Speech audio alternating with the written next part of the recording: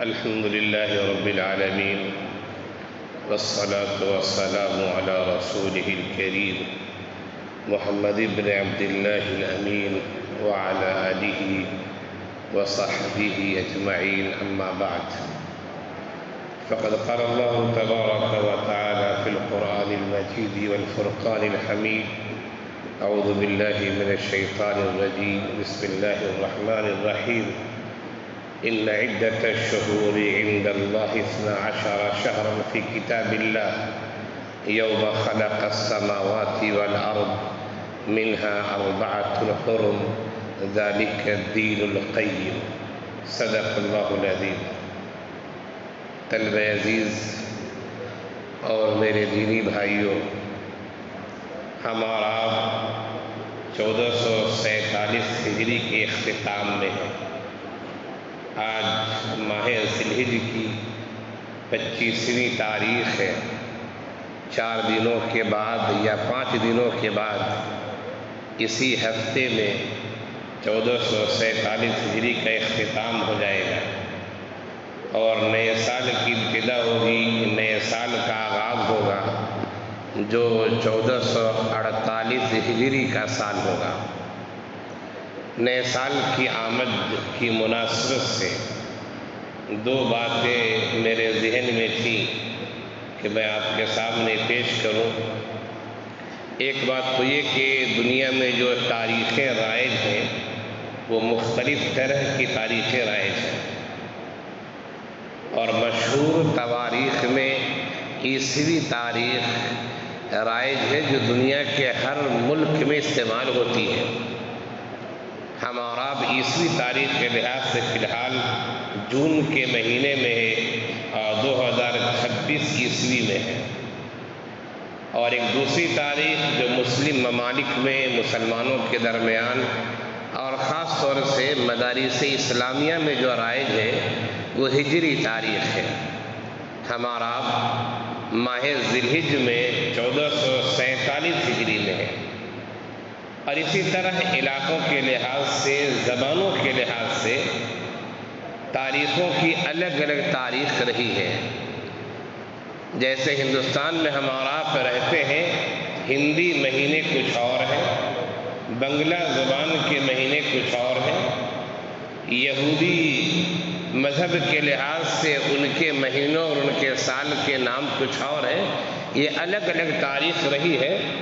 یہ اسلامی تاریخ جسے ہم کہتے ہیں، ہجری تاریخ کہتے ہیں، اس کی ابتدا حضرت عمر بن خطاب رضی اللہ عنہ کے زمانے میں ہوئی ہے۔ ہجری تاریخ کی ایک تاریخ ہے، اس موضوع پہ فی الحال میں گفتگو کرنا نہیں چاہتا۔ میری کتاب جو ابھی کچھ دن پہلے آئی تھی، بہت سارے طلبہ نے کتاب دیکھی ہوگی، حرف سے آگہی تک، اس میں میں نے ایک مضمون لکھا ہے، بہت پرانا مضمون تھا، آج سے 10-12 سال پہلے میں نے مضمون لکھا تھا۔ وہ مضمون اس کتاب میں شامل ہے کہ ہجری تاریخ کی تاریخ کیا ہے، ہجری تاریخ کی ابتدا کب ہوئی، کیسے ہوئی اور کیوں ہوئی۔ کب سے ہجری تاریخ ہے، کیسی ابتدا ہوئی، پہلے کون سی تاریخ رائج تھی، اور ابتدا کیوں ہوئی ہے۔ یہ اسلامی اور ہجری تاریخ کی شروعات کی ضرورت کیا تھی۔ دوسری تواریخ رائج تھی، اسے اختیار کر لیا جاتا۔ تو جو طلبہ دلچسپی رکھتے ہیں کتاب میں مضمون پڑھ سکتے ہیں، 3-3.5 صفحے 4 صفحے کا مضمون ہے، آپ کو ہجری تاریخ کی حقیقت کا علم ہوگا۔ ایک دوسرا موضوع میرے سامنے کہ آخر نئے سال کی آمد اور ایک سال کا گزرنا، یہ سالوں کی آمد اور سالوں کے گزرنے کا پیغام کیا ملتا ہے ہمیں۔ میں نے سوچا اسی موضوع پر آپ کے سامنے گفتگو کی جائے کہ ایک سال جا رہا ہے، ایک سال آ رہا ہے، آخر اس کا پیغام کیا ہے۔ ہمیں اس پہلو پر غور کرنا چاہیے۔ اللہ تعالیٰ نے قرآن کریم میں ارشاد فرمایا کہ ہم نے مہینوں کی کل تعداد 12 بنائی ہے۔ کل 12 مہینے ہوتے ہیں، یہ 12 مہینے مل کر ایک سال مکمل ہوتا ہے۔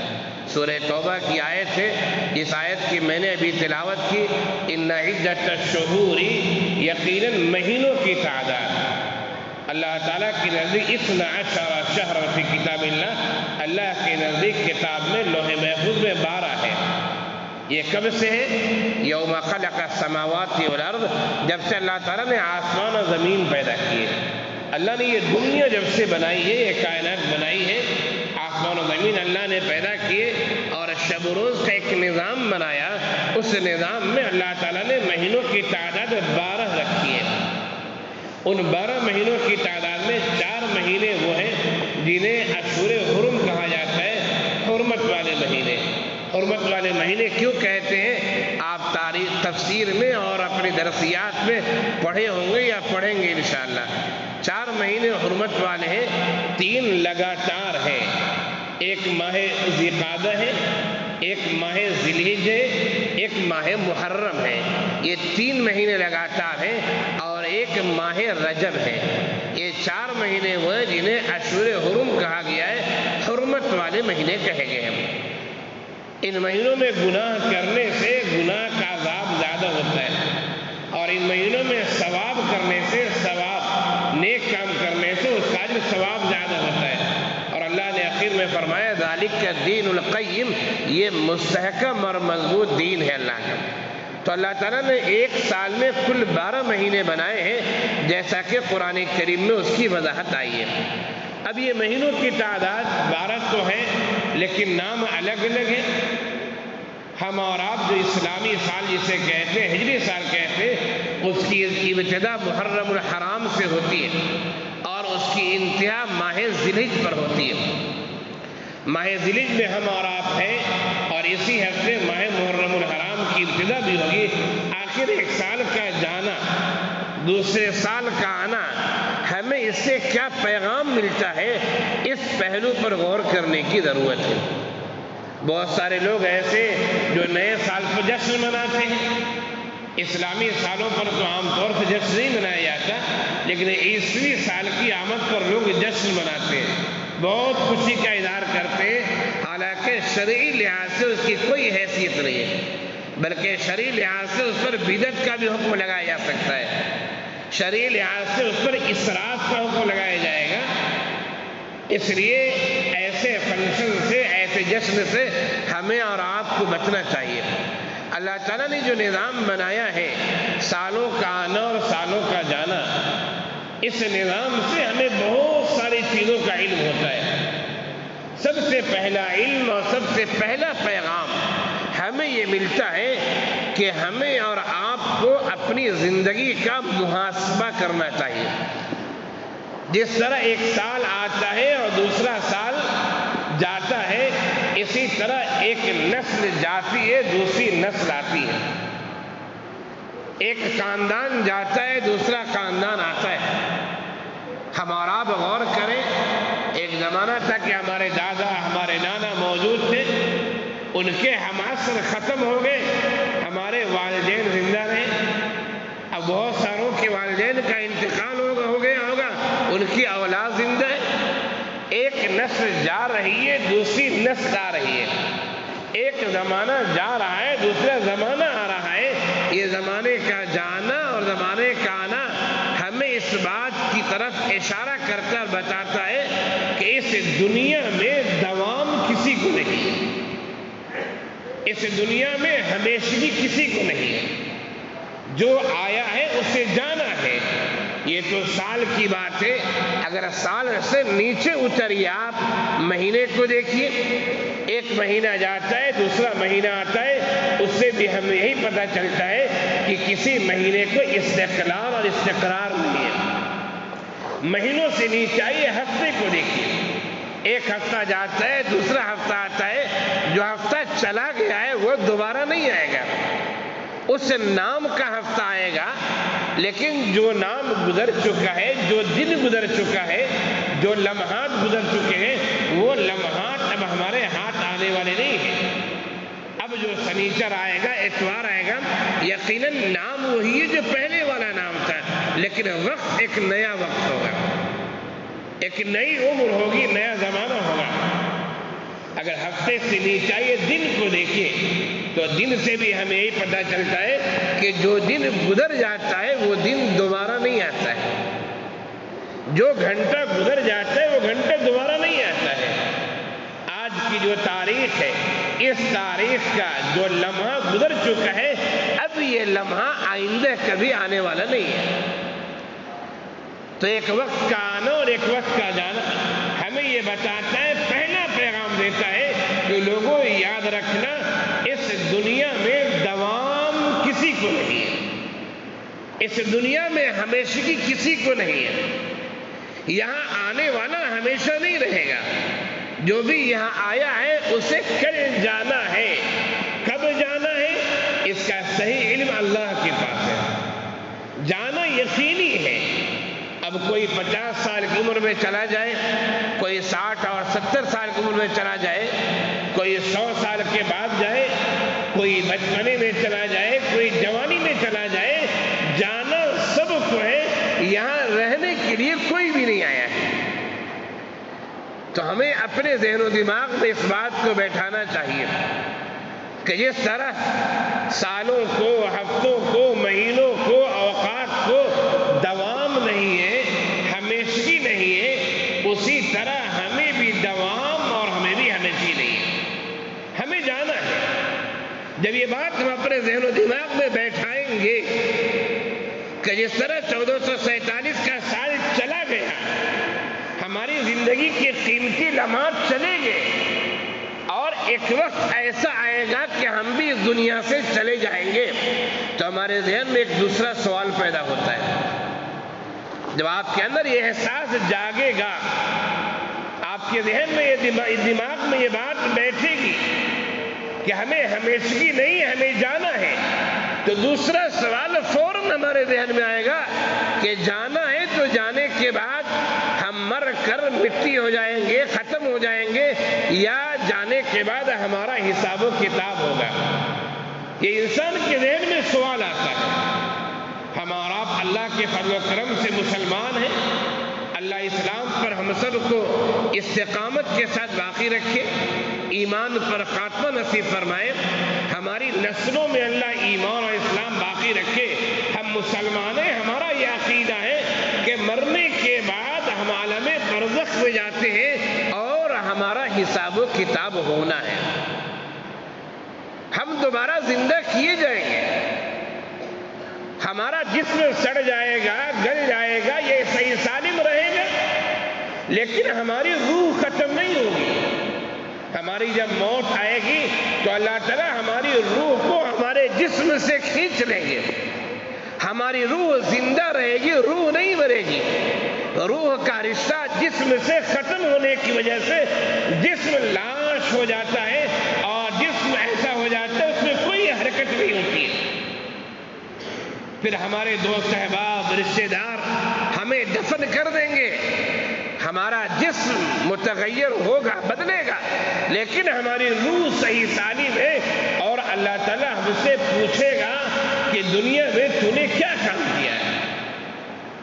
ہم نے تجھے زبانیں دی تھی، ہم نے تجھے ہاتھ پاؤں دیے تھے، ہم نے تجھے خوبصورت چہرہ دیا تھا، ہم نے تجھے چلنے کے لیے پاؤں دیے تھے، ہم نے تجھے سوچنے سمجھنے کے لیے ذہن و دماغ دیا تھا، ہم نے تجھے طاقت دی تھی، قوت دی تھی، حسن و جمال دیا تھا، ہم نے تجھ کو اقتدار دیا تھا، غلبہ دیا تھا، ہم نے تجھے ذمہ دار بنایا تھا، آخر تو نے اپنے کاموں کو صحیح طرح سے نبھایا یا نہیں نبھایا؟ یہ اللہ پوچھے گا۔ تو جب اس دنیا میں ہمیں دوام نہیں ہے، ایک سال جاتا ہے، دوسرا سال آتا ہے، ایک ہفتہ جاتا ہے، دوسرا ہفتہ آتا ہے، یہ آنا اور جانا ہمیں بتاتا ہے کہ کسی کو دوام نہیں ہے۔ جو صبح آئی ہے، اب اگلی صبح نئی صبح ہوگی، وہ ماضی والی صبح نہیں ہوگی۔ جب ہمیں دوام نہیں ہے، ہمیں جانا ہے، تو ہمارا عقیدہ اور ایمان ہے کہ جانے کے بعد اللہ تعالیٰ ہم سے پوچھے گا۔ تو ہمیں کیا کرنا چاہیے؟ تو دوسرا پیغام نئے سال کا یہ ہے کہ ہمیں اپنا محاسبہ کرنا چاہیے۔ حدیث شریف میں یہ بات آئی ہے، حاسبوا انفسکم قبل ان تحاسبوا، تم اپنا محاسبہ کر لو اس سے پہلے کہ تمہارا محاسبہ کیا جائے۔ وزنوا اعمالکم قبل ان تؤذنوا، اپنے اعمال کو ناپ لو، تول اس سے پہلے کہ تمہارے اعمال ناپے اور تولے جائیں۔ آپ طالب علم ہیں، آپ اپنی زندگی کا جائزہ لیں کہ ایک طالب علم کے لیے جو اوصاف ہونے چاہیے، جو کام اور کردار ہونا چاہیے، کیا ہم اس کے مطابق مدرسے کی چہار دیواری میں زندگی گزار رہے ہیں یا نہیں گزار رہے ہیں؟ آپ اپنے اوقات کا صحیح استعمال کر رہے ہیں یا نہیں کر رہے ہیں؟ آپ مدرسے کی چہار دیواری کے باہر نکلیں، آپ کو جو تعلیم دی گئی، جو تربیت دی گئی، اس تعلیم و تربیت کا اثر مدرسے کی چہار دیواری کے باہر ہے یا نہیں ہے؟ آپ کو ان پہلوؤں پر غور کرنا ہے۔ ہم اساتذہ ہیں ایک نظام کے لحاظ سے، ورنہ اصلاً تو ہم اور آپ بھی طالبان علوم نبوت ہیں، لیکن ایک ترتیب کے لحاظ سے، ایک ذمہ داری کے لحاظ سے ہم اساتذہ ہیں، ہمیں بھی اپنا محاسبہ کرنا ہے کہ ہم مدرسے کی چہار دیواری میں ہیں، کسی ادارے سے، کسی تنظیم اور تحریک سے وابستہ ہیں، تو ہمیں جو ذمہ داری دی گئی ہے اس ذمہ داری کو ہم صحیح طرح سے نبھاتے یا نہیں نبھاتے، یہ اپنا محاسبہ کرنا ہے۔ کیوں؟ اس لیے کہ کل جب ہمارا حساب کیا جائے گا، اس دن اگر ہم کفِ افسوس ملیں گے تو کوئی فائدہ ہونے والا نہیں ہے۔ ہمیں آج محاسبہ کر کے اپنے اعمال کو صحیح کرنا ہے۔ آپ نے دیکھا ہوگا جو حضرات کاروباری ہیں، کاروبار کرتے ہیں، وہ روزانہ شام میں اپنی تجوری کو دیکھتے ہیں، اپنے گلے کو دیکھتے ہیں کہ کتنا فائدہ ہوا ہمارا۔ بہت سارے لوگ کاروباری ہفتے ہفتے حساب کرتے ہیں، کیا فائدہ کیا نقصان۔ بہت سارے کاروباری مہینے میں حساب کرتے ہیں کہ ہمیں ہمارے بزنس سے کیا فائدہ ہوا، کیا نقصان ہوا۔ ہمیں بھی بحیثیت مسلمان اپنا محاسبہ کرنا ہے کہ ہمیں جیسے زندگی گزارنی چاہیے، ہم اس انداز میں زندگی گزار رہے ہیں یا نہیں گزار رہے ہیں۔ دو پہلو ہوں گے۔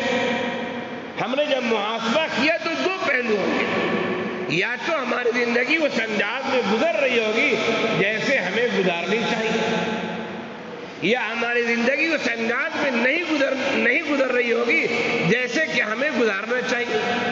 ان دونوں پہلو پر غور کر کے ہمیں ایک نتیجہ اخذ کرنا ہے اور آئندہ کے بارے میں ہمیں سوچنا ہے۔ اگر آپ کی زندگی اچھے انداز میں گزر رہی ہے، جس طرح گزارنی چاہیے، تو آپ پر، ہم پر ذمہ داری ہے کہ ہم اللہ کا شکر ادا کریں کہ اللہ تعالیٰ نے ہمیں خیر کے کام میں باقی رکھا ہے۔ جب شکر ادا کریں گے، لَإِن شَكَرْتُمْ لَأَزِيدَنَّكُمْ وَلَإِن كَفَرْتُمْ إِنَّ عَذَابِي لَشَدِيدٌ۔ شکر ادا کریں گے، انشاءاللہ اللہ تعالیٰ ہمیں مزید اچھی زندگی عطا فرمائے گا۔ شکر کا پہلو اختیار کرنا چاہیے۔ اور اگر ہم نے محاسبہ کیا اور ہمیں پتہ چلا کہ نہیں، ہماری زندگی ماضی میں بہت خراب گزری ہے، تو فوراً ہمیں اللہ کی طرف متوجہ ہو کر ہمیں توبہ اور استغفار کرنا چاہیے، اللہ سے معافی مانگنی چاہیے، اور ہمیں یہ سمجھنا چاہیے کہ ہماری شرارتوں کے باوجود، ہمارا وقت کو نقصان کرنے کے باوجود، ہمارے گناہوں اور معصیتوں کے باوجود اللہ تعالیٰ نے ہمیں اچھا رکھا ہے، گویا کہ اللہ نے ہمیں سدھرنے کا موقع عنایت فرمایا ہے، اللہ تعالیٰ نے ہمیں سنورنے کا موقع عنایت فرمایا ہے۔ اگر ہم اپنی اصلاح نہیں کرتے ہیں، ہم جیسے تھے ویسے ہی رہتے ہیں، برے تھے برے ہی رہتے ہیں، تو یاد رکھیں پھر اللہ تعالیٰ ہمیں ڈھیل دے رہا ہے، اور ڈھیل کی ایک مدت ہوتی ہے، ڈھیل کی ایک مدت ہوتی ہے۔ اگر ہم نے اپنے آپ کو سنوارا نہیں، بنایا نہیں، اچھا نہیں کیا، تو اللہ تعالیٰ پھر اپنی رسی کو کھینچ لے گا، اور پھر ہمیں اللہ مہلت نہیں دے گا۔ تو اپنا محاسبہ کریں، ماضی کی زندگی بہتر تھی، اللہ کا شکر ادا کریں اور مزید بہتر بننے کی کوشش کریں، اور اگر ماضی کی زندگی خراب تھی تو اللہ کے سامنے توبہ استغفار کریں اور اچھا بننے کا اللہ سے وعدہ کریں۔ تو پہلی بات میں نے آپ کو یہ بتائی کہ ایک سال کا آنا اور دوسرے سال کا جانا ہمیں یہ بتاتا ہے کہ اس کسی کو دوام نہیں ہے، جو بھی آیا ہے اسے ایک نہ ایک دن جانا ہے، اور جب جانا ہے تو ہمارے ذہن میں سوال پیدا ہوتا ہے بحیثیت مسلمان کہ اللہ تو ہمارا حساب و کتاب لے گا، یقیناً حساب و کتاب لے گا۔ تو حساب و کتاب کا وقت آنے سے پہلے جو دوسرا کام یہ کرنا ہے کہ اپنا محاسبہ کرنا ہے۔ محاسبہ کے بارے میں عام طور سے کہا کرتا ہوں، اس سے پہلے بھی میں نے کہا اور پھر کہتا ہوں کہ محاسبے کا آسان طریقہ یہ ہے، آسان طریقہ محاسبے کا یہ کہ آپ جب رات میں اپنے بستر پر جائیں، آج کل لوگ بستر پر جاتے ہیں تو موبائل دیکھتے دیکھتے نیند آ جاتی ہے، تو بستر پر جائیں تو موبائل کو سائڈ کر دیں اگر آپ موبائل رکھتے ہیں تو، اور 5 منٹ آپ غور و فکر کریں، صرف 5 منٹ غور و فکر کریں کہ یہ 24 گھنٹے میں آپ نے کیا کیا کام کیا ہے۔ آپ صبح اٹھے تو آپ نے نماز پڑھی یا نہیں پڑھی، نگراں کے ایک دفعہ اٹھانے سے اٹھ گئے یا نگراں کو آپ پریشان کرتے رہے، بار بار اٹھانے پر مجبور کرتے رہے، آپ نے جماعت سے نماز پڑھی یا نہ پڑھی، جماعت سے نماز پڑھنے سے پہلے آپ نے فجر کی سنت پڑھی یا نہ پڑھی، پھر اس کے بعد فجر کے بعد جو اوراد و وظائف ہے اس کا آپ نے اہتمام کیا یا نہ کیا، فجر کے بعد جو کام کرنا تھا وہ کیا یا نہ کیا، کلاس میں جس طرح ہوم ورک کرنا تھا آپ نے کیا یا نہ کیا، اسباق یاد کرنے تھے آپ نے یاد کیا یا نہ کیے، ناشتے یا کھانے کی جو ترتیب ہے آپ نے اس کا صحیح طور سے انجام دیا یا نہیں دیا، دوپہر میں قیلولے کا نظام ہے آپ نے قیلولہ کیا یا نہ کیا، پھر ظہر کی نماز آپ نے پڑھی یا نہ پڑھی، ظہر بعد آپ کلاس میں بیٹھے یا نہ بیٹھے، اسی طرح عصر کی نماز پڑھی یا نہ پڑھی، اس کے بعد جو کام کرنا تھا یہ پورا کام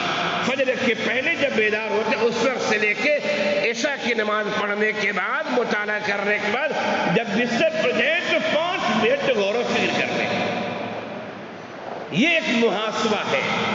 اگر آپ نے اوقات صحیح طرح سے گزارے ہیں اللہ کا شکر ادا کیجئے، اللہ سے دعا کیجئے کہ آئندہ کے اوقات اس سے بہتر گزارے ہیں، اور اگر آپ نے محاسبہ کیا اور پتہ چلا کہ نہیں آپ نے ڈنڈی ماری ہے، فجر کی نماز نہیں پڑھی، نگراں سے کہہ دیا نماز پڑھ لی ہے، فجر کے بعد تلاوت نہیں کی، انگھاتے رہے اور کہہ رہے کہ ہم نے تلاوت کر لی ہے، ظہر میں کہیں جا کر چھپ گئے، لوگوں نے دیکھا کہ نماز نہیں پڑھی، آپ جھوٹ بول لے کہ ہم نے نماز پڑھی ہے، اپنا محاسبہ کریں۔